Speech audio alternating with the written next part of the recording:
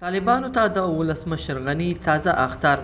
اشرف غني د طالبانو خلاف څنګه د سختو عملیاتو خبرداری ورکړ. تازه یې څه ویلي دي؟ بلخوا عمران خان د افغان سولې په اړه څنګه دوه مخې سیاسي خبرې کړې دي؟ نور جزئیات ویډیو کې وګورئ او چینل سبسکرایب کړئ.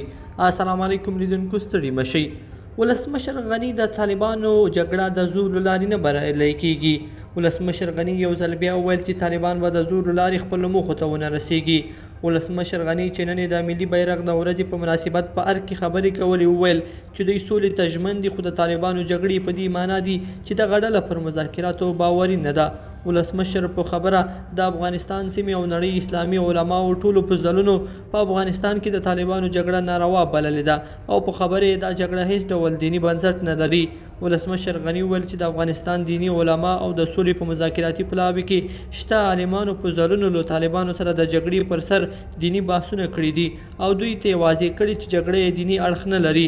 ولسمشر غني ټینګار وکړ چې که طالبان سوله نه کوي او پر جګړو ټینګار کوي نو افغان حکومت به هم پر وړاندې مقاومت سخت او جګړې به پیاوړې کړي. هغه د طالبانو پر ضد د لا ډیرو پراخو عملیاتو خبرداری ورکړ. ولسمشر غني پر ځوانانو، میرمنو او عامو افغانانو غږ وکړ چې په دې حساسو شرایطو کې خپل یووالی وساتي او اجازه ورنه کړي چې هېواد له اوسني وضعیت شاتګ وکړي. بلخوا عمران خان وایي د افغان کشالې حل په ګډ حکومت کې دی. د پاکستان لومړي وزیر عمران خان د افغان کشالې د حل یوازینۍ لاره پراخ بې بنسټه ګډ حکومت بللی دی.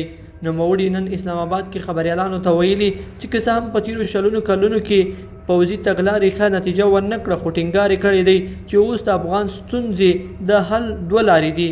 یوه یې دا ده چې د امریکا په نظامي ملاتړ د پوځي حل ولټول شي او یا دا دی چې یو ګډ حکومت دې جوړ شي. عمران خان ویلي چې په 90 لسیزه کې په افغانستان کې د جګړې دوام د پاکستان په ګټه و، خو اوس چې دی د پاکستان لومړی وزیر دی پر دې باور دی چې افغان جګړه نه یوازې د افغانستان بلکې د ټولې سیمې په تاوان ده. لیدونکو په دې هیله چې دا مطلب به مو راسره تر پایه پورې لیدلی وي. که مو دغه ویډیو خوښه شوې ویډیو لایک کړئ، د سره او چینل سبسکرایب کړئ. تر بیا ښه وخت.